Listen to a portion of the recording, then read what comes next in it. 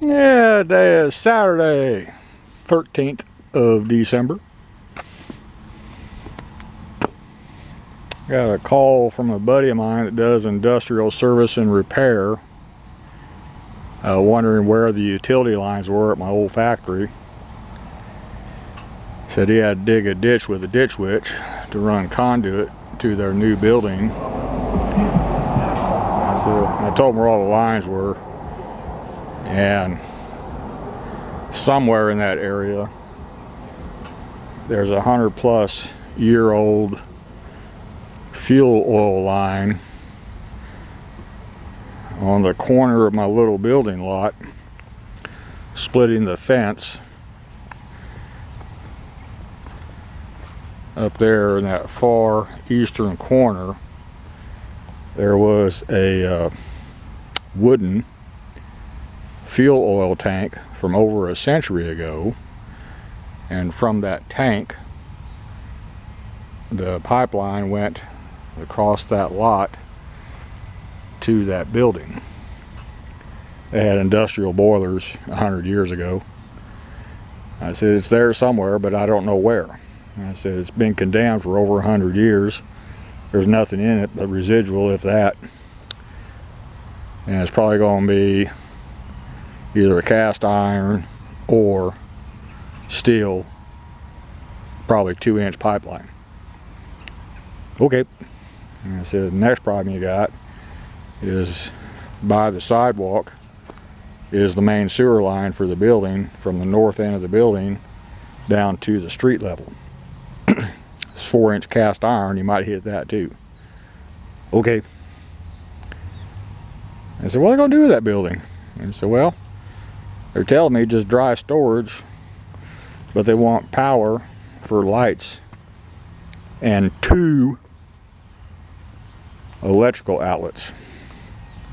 And I said, well, would have been a hell of a lot easier to just come off that utility pole with a meter base and run the power 20 foot from that utility pole to the building and pay that minimum service charge for a meter base. Then the multiples of thousands you're spending to run the utilities underground from the main building. So Amos, I know. Well, it's their money, not mine.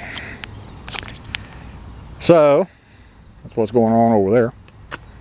Over here, it's a little after 4 in the afternoon, but I came up specifically just mow my little triangle of grass, and then on the way home stop and get some lottery tickets. Try to win that billion with a B dollar Powerball. Ain't gonna hold my breath, but sooner or later somebody's got to win. About 66 in my little building. I did turn the heat pump on just for poops and giggles, and it's getting down into the low 40s at night. Yesterday the high was 72. Today I got up about 68. And I believe Monday morning the low is supposed to be 26. And then we got a 4-day cold snap, and it might warm up a little bit after that 4 days. And it's been so warm down here, the leaves are changing color and starting to drop because of the reduced sunshine, not temperatures.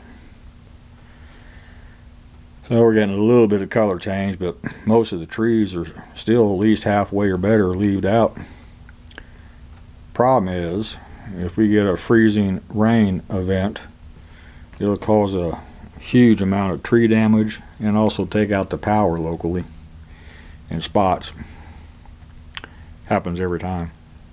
So hoping the freezing rain holds off until the leaves fall off the trees.